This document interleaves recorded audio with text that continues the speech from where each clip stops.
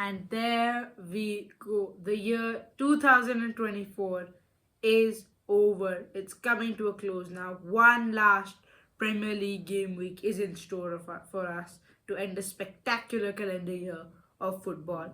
This season in the Prem, we saw City, Arsenal, and Liverpool battle out a three-way title race, won in the end by the citizens to complete four in a row.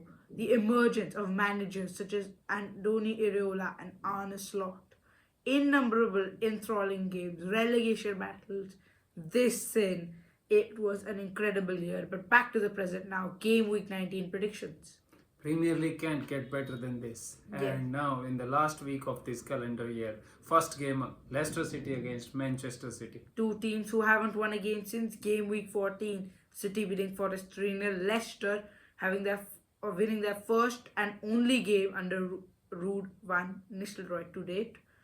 These are two teams which really need a win. They will battle it out at the King Power Stadium, but I think the citizens are probably the stronger team. They are the ones who are they're creating pressure on their opponents. We saw that last weekend against Everton, even though they couldn't grab the win. I think they will change that today. City 2, Leicester 1, Savio to score. Yeah, for me also Manchester City played a good game against Everton, and now they will taste the victory after so long. It will be a score for Man City 4-2. Kevin De Bruyne will run the show from midfield and he will score 2. Okay, now moving on to the next game. Fulham against Bournemouth at the Cottage. 8th against 6th. Two of the surprise packages from this season. Fulham beating Chelsea for the first time in over 40 years at Stamford Bridge. Bournemouth dropping 2 points at home to Crystal Palace in a 0-0 draw. Both teams will really want to go on and win this game, but I have a feeling they're going to have to share the spoils. Entertainment all round. 2-2 draw. Raul Jimenez to score. Yeah, for me, Fulham is on the high because Fulham beat Chelsea and they scored 2 goals in the last 10 minutes of the game plus injury time. And they will be very tough customer for Bournemouth. Bournemouth is another team which is playing good for this game because it's at Craven Cottage. Crowd will be excited. Fulham will go on and beat Bournemouth 2-1. Wilson to score. Okay, now moving on to Goodison Park. Everton against Nottingham Forest. To an extent, these are two of the most boring teams in the Premier League, known for 0-0s and 1-0s. Everton have only lost one of their last 9 Premier League games, so on paper they've turned a corner. But that doesn't tell the whole story. They're getting scrappy points and most of their games are draws. Yeah, it is so interesting that in last 3 games they did not lose. Yes, but they drew them all. Yeah, they drew them all. But then both the teams play in the same kind of football. Defensive stability followed by except Nottingham Forest have their higher quality counter. Yeah, they that's have why high in the quality top 4. wingers and all. So that's why they are scoring some wins. But this one, for me, again, a draw. Everton again. No team will score. It's a 0-0 draw where Everton is so famous for this year. Yeah. Nottingham Forest famous result is 1-0 wins, and that was what they will take at Goodison Park. Wood to score the winner. Forest take another 3 points. Tottenham against Wolves. At the Tottenham Hotspur Stadium, two teams which are going in the opposite directions. Spurs are unable to grab a win. Wolves are enjoying life under new manager Pereira. 2 wins out of 2, including a victory against Portuguese rival Ruben Amorim. Matheus Cunha, he is the man running the show. He is the special player, as Pereira said, at that club. And you feel that if Wolves are to get anything against the mid-table Tottenham side, they are going to rely on that man. 14 goal contributions. He's played every single game of Wolves season, just showing you his importance. And it will be him who will guide them to a victory in North London. 1-0, Cunha to score. Wolves will grab 3 wins in their first 3 games under the new boss. Yes, for me it's same. Tottenham because of their injury woes as well as their tactical woes under the coach, and it will be difficult for them. Wolves has a new manager new insurgents. They always had good players, but somehow they were not converting them into wins, and last 2 games they showed it, and this will be third consecutive game where they show their quality. It will be a win for Wolves 3-1. Guedes to score. Yeah, I just wanted to mention that Spurs actually without a fit centre back right now. Davies, Romero, Van de Ven and Dragusin. That is playing a big role in their present form because they are the high line team and they are always on the Their attack. centre backs are suited for the Yes, playing that so way. if centre backs are not really fast enough and smart enough, they are going to concede a lot Yeah, of they're goals, gonna and that's struggle what a they lot. are doing. Yeah. Next up, South Crystal London, Palace against Southampton.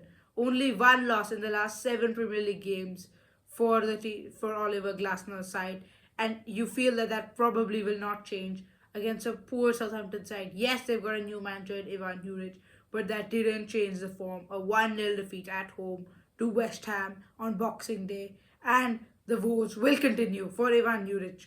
2-0 is Mali Sarr to score, and Crystal Palace take another 3 points away from the relegation zone. Yeah, Southampton, a step too far for them. Premier League, I think they Yes. don't have real quality. Coaches will come and go. They can't do anything with this team. I am 100% sure they are going down. They don't have quality. Crystal Palace now emerging well. They are playing good football, getting the results. Glasner is on the rise. And this game again, it will be easy victory for Crystal Palace. Easy to score 3-1 Crystal Palace. Now, West Ham against Liverpool. These are two teams which won the game just last weekend. West Ham beating Southampton 1-0. It was their main man, Jared Bowen, scoring the goal. Liverpool comfortably beating Leicester. It was a tough first half for them in poor conditions, but they still got the job done. Goals from Gakpo, Jones, and Mohamed Salah were the difference from them and Leicester. West Ham are going to have a few problems for this game. Injuries to players such as Kilman, Fabianski, and Soler, and suspensions to Soucek and Guido Rodriguez. I think Liverpool will bounce on that. They always do. West Ham have only beaten Liverpool once in the last 16 games. That will not change here.